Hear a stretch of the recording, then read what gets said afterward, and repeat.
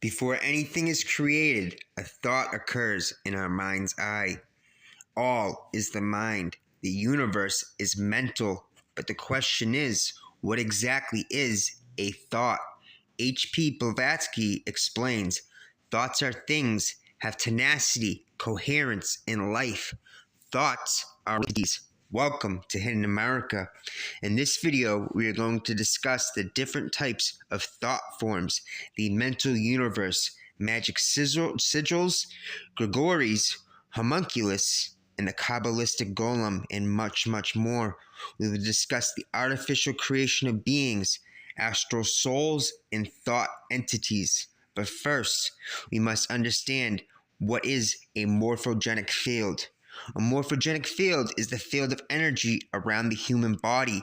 It is an extension of the electrical energy of the nervous system. The brain is an electrical generator with its own field of energy that extends away from the physical body. The morphogenic field of the human body can be thought of as the subtle body or energy body in Tantra or yoga. Depending on the tradition, the subtle body or energy body consists of focal points, often called chakras, connected by channels, often called nadis, that conveys the life force energy. This life force energy is your prana, chi, or vril. The morphogenic field is also sometimes referred to as the aura. But what are thoughts? Well, as mentioned, the brain is an electrical generator. Blavatsky wrote, every thought so involved with energy from the brain creates willingly or unwillingly a shape. Even thoughts create unique morphogenic fields. Morphogenic fields are fields of thought created by everything in existence. It is the input and output of creation. With every thought and action or non-action, every individual strengthens one of those fields of thought that exists, or with the focus of enough minds creates a new one. Our thoughts do not disappear once we've stopped thinking them. They are a creative force which build morphogenic fields, up which physical manifestation is built upon. Every time we think, we are creating a morphogenic field or feeding existing fields. Thoughts do not disappear. Thoughts become astral entities. There's two forms of morphogenic fields: organic, living, or abstract, the mental. The subtle body is an organic morphogenic field, while a thought form is a mental morphogenic field. A thought form is simply the manifestation of a thought, idea, or emotion. A thought form is a thought entity, if you will. Another way to explain morphogenic fields is something known as a psychic radiatory field. Annie Besant says the act of thinking or feeling also produces the psychic radiatory field. A psychic radiatory field is similar to that of a transmitting tower that sends out television signals. When you think and feel something strongly, you too radiate an energy field or a morphogenic field with that quality of energy. Besant says the radiating vibration conveys the character of thought, but not its subject. In other words, a thought form contains the exact content of your thoughts and emotions, while the psychic radiatory field only includes the quality of your thoughts and emotions. A real-life example is when happiness and joy radiates from one person and stimulates similar vibrations in a nearby person. Now let's make this 100% clear. Thoughts that are clear, distinct, strong, and sustained by focus and concentration, they will take on a life of their own. These thoughts and our repeated thought patterns become thought forms. Thoughts, ideas, and concepts are tremendously powerful, influential, energetic forces. A sustained thought form, healthy or unhealthy, is invisible to the third-dimensional, conventional, ocular vision. It lives as an energetic form in the ether, or what Hindus call the akasha. That is, as long as we give it our sustained attention, human-originated thought forms are dependent on the people who generate them. All thought forms are thought to be stored in the Akashic record, the quantum field. Thought forms in the human biofield or morphogenic field are visible to people who are sensitive to energy, intuitives, if you will, who are simultaneously aware of both dense and subtle bandwidths of reality. Everybody is constantly creating. However, not all thought forms are created equal. Some are generated primarily by consistent, repetitive, individual human thought and emotional patterns, while others are generated by the collective unconscious into which we tap and are recognized as universally shared archetypes. According to most teachings, there are four main classes of thought forms: sigils, servitors, Egregores, and God-Forms. The most basic type of thought forms are sigils. A sigil is a magically charged intention you create to impose your will upon the universe. A sigil can be a tattoo, magical knotwork, or simply a mantra. It is the most basic fire and forget unit of magic. This is usually called a spell. The name sigil implies that the spell has been encoded as a glyph, but it could just as easily be a mantra. A sigil is a complicated thought boiled down and encoded in some form for empowerment and release. A good example is corporate logos. Advertising is sigil magic at its very finest. Now, the next class of thought forms are servitors. Servitors are semi-autonomous thought forms created by the practitioner and are used to complete complex and repetitive tasks set about by the practitioner, similar to like a bot that buys sneakers or tickets, or a Roomba, the autonomous vacuum. Servitors are interactive spells or artificial spirit, which persists longer and can do work for you, the practitioner. A servitor is not a tupla. In future videos, we will cover tuplas. The next class of thought forms are extremely important to understand. They are called egregores. The word egregor originates from the Latin word meaning wakeful. Eliphas Levi identified egregores, or called them the Gori, in the Book of Enoch's The Watchers. He said they were the fathers of the Nephilim, describing them as terrible beings that crush us without pity because they are unaware of our existence. Egregores have their roots in Greek and Tibetan culture. Egregores are autonomous psychic entities made up of and influencing the thoughts of a group of people. The symbiotic relationship between an egregor and its group has been compared to the concept of a corporation. The concept of egregores is used to describe a thought form that is created when people come together with a common interest and focus their energy on it. This is perfectly shown in the 2016 election and the rise of Pepe, better known as Kek. This was meme magic, or Kek. He helped to alter reality. Memes can be seen as a physical manifestation of an egregor, or a group mind. It is important to note most covens or Luciferians act as a group mind. In essence, there may be many members, but it is all truly one brain. Every group, congregation, society, or party has an egregor, or group consciousness, or group mind, which may be weak or strong. Before joining an organization, it is important to have awareness that affiliation makes one subject to the egregore of that group. An example of an egregor or group mind is Freemasonry. The symbols, rituals, and meetings binds the members together, harmonizes, motivates, and stimulates them to realize the aims of Masonry, and enables the individual members to make more spiritual progress than if they worked alone.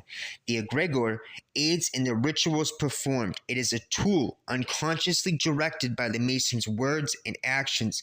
An egregor exists between the realm of the material and the spiritual. This is where the thought form serves its greatest purpose.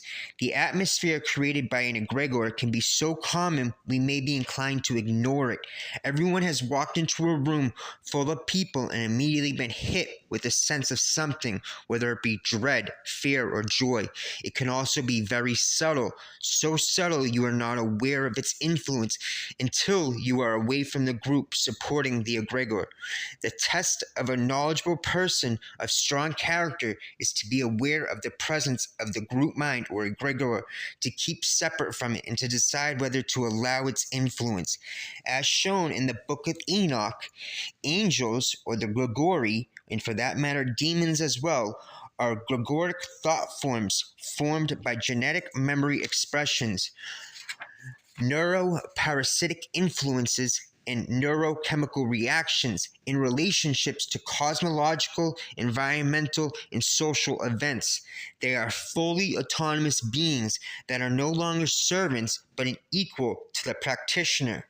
It is worth noting that since every thought that has been thought and every life that has been lived in the multiverse is recorded in the Akashic records, aka the quantum field or the ether, it is possible for an intuitive to summon, say, an ancestral guide from the Akashic records. Ancestral guides are those who are physically related to us in this lifetime or one of our lifetimes.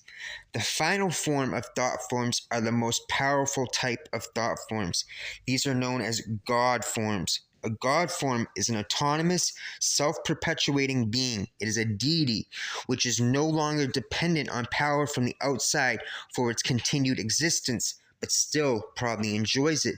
To a non-initiate, a God form is analogous to a god. You do not work with a God form, you work for a God form. Simply put, God forms are complex belief structures. An example would be religions, often held by a number of people over long periods of time, with which a magician can interact with in order to actualize fairly broad magical intentions. Another similar concept to servitors I want to discuss is the homunculus. A homunculus is an artificially created being or an astral thought form created via alchemical means and magic. A homunculus has a temporary lifespan and is given different physical features, even the ability to speak, by its creator. Just like a servitor, homunculus can become dangerous and cease to listen to the commands of its creator. It can be seen as a servitor which becomes an egregor, a full autonomous being which is no longer able to be controlled by its creator. Paracelsus was first credited with mentioning the homunculus in 1537. In Francis King's The Secret Rituals of the OTO, he states, "The homunculus is a living beast, in form resembling man, and possessing those qualities of man which distinguish him from beasts, namely, intellect and the power of speech, but neither begotten and born after the manner of human generation, not inhibited by a human soul." Thus, supposing that the reincarnating ego enters the fetus at the 3rd month of gestation, it would serve to remove such fetus from the mother and cause it to live, for it is already human, but a fetus of 2 months may become a homunculus. It is believed the fetus is empty of any soul for the first 3 months. It then attracts an ego of such nature as its own karma and natural tendencies, and the karma of the ego combined to make it a viable candidate. If suitable combinations are not found, the result is either a miscarriage, stillbirth, or birth of an idiot. Although the classical method of making the homunculus is to take the fertilized ova of a woman and to reproduce as closely as may be without the uterus, the normal conditions of gestation therein. Now, according to magical lore, different types of homunculus have their own specific functions, just like servitors have their own specific functions. The first type of homunculus may be used to make the full moon appear on the last day of the month, allow a person to take the form of a cow, a sheep, or even an ape, allow one to walk on water and know things that are happening far away.